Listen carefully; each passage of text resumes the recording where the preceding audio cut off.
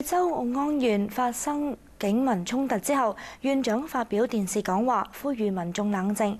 但大批村民仍然聚集喺發現屍體嘅河邊，不滿公安隱瞞真相。黃雅宇喺貴州澳安縣報導。喺女生屍體被發現嘅呢一條河旁邊，仍然有大批民眾聚集，女生嘅屍體就放喺一邊。同死者住喺同一條村嘅黃先生話：星期六晚有民眾聚集，公安驅趕嘅時候，佢亦都受咗傷。佢好唔滿意當局處理事件嘅手法。